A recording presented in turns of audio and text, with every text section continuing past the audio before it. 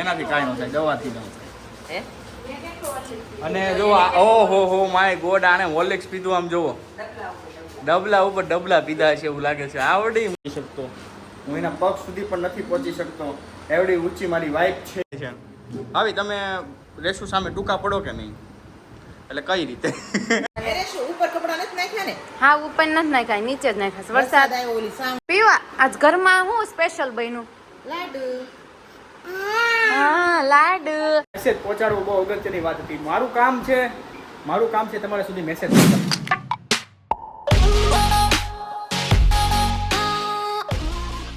Morning guys, કેમ છો તમે બધા? એકદમ મજામાં જ છો? જય સ્વામિનારાયણ, જય શ્રી કૃષ્ણ, હર હર મહાદેવ, જય માતાજી, જય દ્વારકાધીશ, જય યોગેશ્વર. તો તમને સાથે જણાવવાનું હોય કે આજે તો ભાદરવી અમાસ છે. તો ભાદરવી અમાસ છે તો આજ છેલ્લો સોમવાર છે. બહુ સારો દિવસ છે, આજે રહેવું જોઈએ એવું લાગે છે, તો હું પણ રહેવાનો છું સોમવાર. આજે તૈયાર થઈ જાઓ એક સારા દિવસને જોવા માટે અને બ્લોગને એન્જોય કરવા માટે. તો આજે વૃક્ષોને પહેલાં જોઈ લે કે વૃક્ષો શું કરી રહ્યા છે. તો વૃક્ષો એકદમ મજામાં છે અને વૃક્ષોને પણ ગુડ મોર્નિંગ. અને બહારના મોસમની અપડેટની વાત કરું તો વાદળ છાયા વાતાવરણ છે અને વરસાદનો માહોલ બની ગયો છે. એવું લાગે છે કે વરસાદ આવશે. અને સાથે સાથે વાહ મનસ્વી વાહ, સવારમાં ચોકલેટથી પેટ ભરશું સવારમાં? મેં ખાઈ લીધું છે, પણ ચોકલેટ ખાધી છે. ઓહો હો હો. અને તમે શું ખાઈ રહ્યા છો? હોર્લિક્સ પી લીધું? દૂધ? વાહ એટલે સરસ. અમારી બેયની હાઈટ વધે છે. ઓહો, એટલે હાઈટ વધે તમારી બેની? સરસ હો ભાઈ, આ એક નવું ગણિત આવી ગયું. હોર્લિક્સ પીવાથી હાઈટ વધે છે મમ્મી, સાચી વાત છે? હે? હોર્લિક્સ પીવાથી હાઈટ વધે છે, સાચી વાત છે? તો કોઈ આ દુનિયામાં નાનું જ ન રહે, નીચું જ ન રહે, બધા ઊંચા જ હોત. સમજી ગઈ? એક મનનો વેમ છે. મનનો વેમ છે ને ઈ બાને છોકરા પીવે, નકર હવે દૂધ પીતા ને છોકરા, એટલે નકર અમારી બાઈ અમને હોર્લિક્સ નહોતું પાયું. તો એ વધી ગયા, જેટલા વધવાના એટલા જ વધે. કુદરતી જે કરામત હોય એ જ કરામત આપણામાં રહે. બાકી તો ગમે એવું તમે ગમે એ કરો એનાથી કાંઈ ન થાય, દવાથી ન થાય. હે? અને જો ઓહો હો માય ગોડ, આને હોર્લિક્સ પીધું આમ જોવો, ડબલા ઉપર ડબલા પીધા છે એવું લાગે છે. આવડી મોટી, એટલે આમ જોવો તમે ખાલી. આ મારો આમ હું છું, આ હું ક્યાં તમારે દેખાતો નથી, આ હું છું અને આ અમારી વાઈફ છે. જોવો તમે કેટલા ઊંચી છે. હું એને પગ સુધી પણ નથી પહોંચી શકતો, એવડી ઊંચી મારી વાઈફ છે. અને આને તમે નિહાળી શકો, ભાભી પણ એની સામે ટૂંકા પડે છે. આવી તમે રેશુ સામે ટૂંકા પડો કે નહીં? એટલે કઈ રીતે?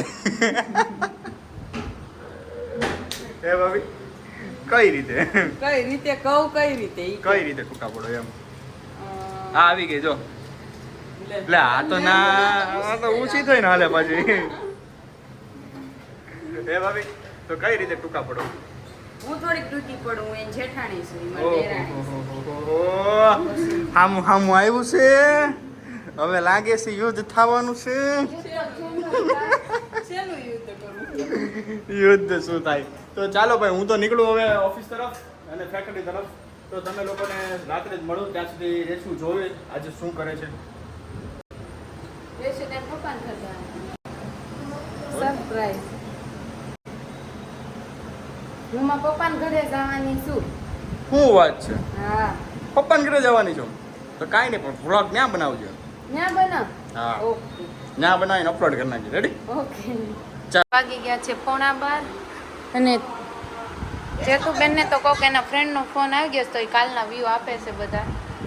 અને ઉપર કપડા નથી નાખ્યા ને? હા, ઉપર નથી નાખ્યા, નીચે જ નાખ્યા. વરસાદ આવ્યો ઓલી સાવણી પલ્લે. વરસાદનો હવાનો માહોલ હતો તો વરસાદ આવી ગયો ને હાવણી પલ્લે સેલા. મમ્મીએ ન્યૂઝ આપ્યા હાવણી પલ્લે છે, હાવણી બગડી જાય તો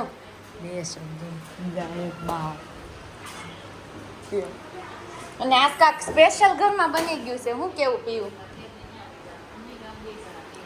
પીવા આજ ઘરમાં હું સ્પેશિયલ બન્યું?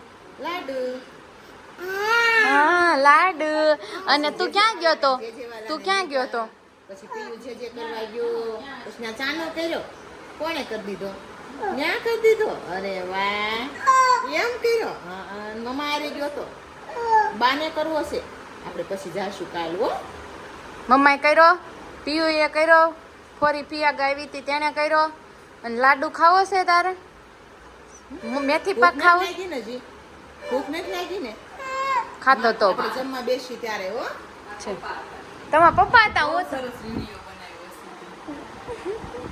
અરે આપણે એમાં તો વ્યૂ એટલા આવ્યા છે અને બધા જોવે છે આમ ફોન આવે છે બહુ સરસ વિડીયો બહાર ના 12:15 વાગી ગયા છે ને જમવાનું ભોજન તૈયાર થઈ ગયું છે લાડવા ટીંડોરા બટેકાનું શાક ને દાળ ને ભાત ને કઢી ને જોઈ કેટલી આઈટમ અને જમવામાં જ 4 જણા ઓનલી 4 જણામાં 5 આઈટમ છે લાસ્ટ તો જમાવટ છે કારણ કે બધાય સોમવારે 12:15 વાગ્યામાં ભૂખ લાગી ગઈ છે એટલે બધાય આરોગવા માંડ્યા સપાટો જ બોલાવ્યો છે અને આને જો તારે ખાલી છાશ પીને સોમવાર રહ્યો છે પીયું 16 સોમવાર કાંઈ બાકી નથી રાખ્યું જો છાશ પીવાની અને ઢોળવાની એ બે જ કામ કરે તો સાંજના 6 વાગી ગયા છે છોકરાઓ સ્કૂલેથી આવી ગયા શું કરજો આવ્યું ક્રંચક ખાવ ક્રંચક્સ ખાશો તું આજ સોમવાર રહ્યો છો બહુ ભૂખ લાગી હતી પછી આ સ્કૂલે શું કર્યું પેપર દીધું શેનું હતું પેપર મેથ્સ તું કંઈક કહેતો હતો ને મને આવીને આન્સર ન આવ્યા અને ક્વેશ્ચન ને હું કંઈક કહેતો હતો ને મને મને છે ને એક્ઝામમાં બહુ ઈઝી હતું ને બધું આવડી ગયું બધું આવડી ગયું સરસ મને શું તું શું કરશો તું ક્રાંચેક્સ ખાશો સોમવાર રહીશો અને આ પલ્લી કેમ ગઈ આવ્યું ને વરસાદ આવ્યો ભલે પછી તારે આજે શેનું પેપર હતું ઇંગ્લિશ ઇંગ્લિશનું કેવું ગયું બહુ સારું અને બહુ ઈઝી હતું ક્વેશ્ચન આન્સર મેં કરાયો મેં લાગ્યું ક્વેશ્ચન આન્સર આવશે ક્વેશ્ચન આન્સર આવ્યા જ નહીં લ્યો તો શું આવ્યું ઓપ્શન વાળું આવ્યું હતું choose the correct option underline the adjective hmm rhyming words meaning હમ એ બધું રાઇમિંગ્સ વર્ડ આવડે તને ઇઝી થઈ ગયા છે ને હવે તો તમારે ફ્રૂટ લંચ નહોતા લઈ ગયા તો શું કર્યું પછી એ બસમાં ચોકલેટો ખાઈ ગઈ હા મારા ફ્રેન્ડે મારા બાજુવાળી મને ખવડાવ્યું ફ્રીટ હું ફ્રૂટ લાવી હતી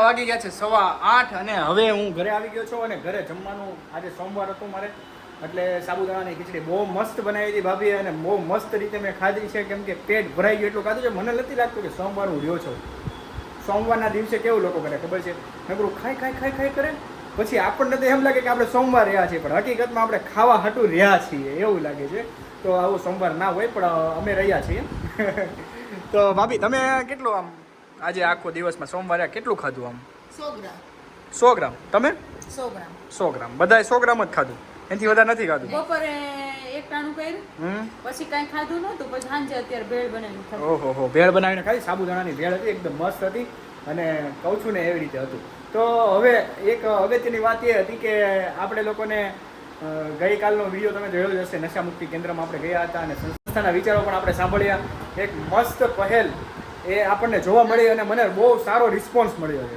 બહુ સારો રિસ્પોન્સ મળ્યો છે એનું કારણ એમ છે કે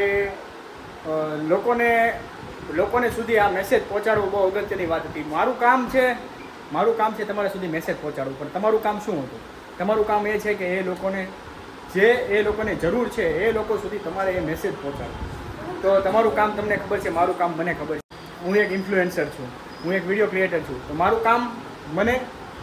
કામ ઉપર મને ગર્વ છે તો તમારું કામ છે મને પણ સપોર્ટ કરો તો સપોર્ટ મને મળતો રહે તમારી તરફથી અને આવી રીતે અમે આગળ વધતા રહીએ તમારા જ આશીર્વાદથી અમે આગળ વધવાના છીએ અને આગળ વધતા રહીશું તો મમ્મી શું કહેવું છે તમારું આના વિશે એકાબીજાનો સાથ હોય ને ત્યારે જ કોઈ પણ વસ્તુ હોય એનો વિકાસ અથવા પ્રગતિ થાય છે ઓકે તો મમ્મીનો પણ થ્રોટ એવો જ છે તો આપણે કાલે ફરીથી મળીએ એક નવા બ્લોગ સાથે ત્યાં સુધી bye bye see you good night જય શ્રી કૃષ્ણ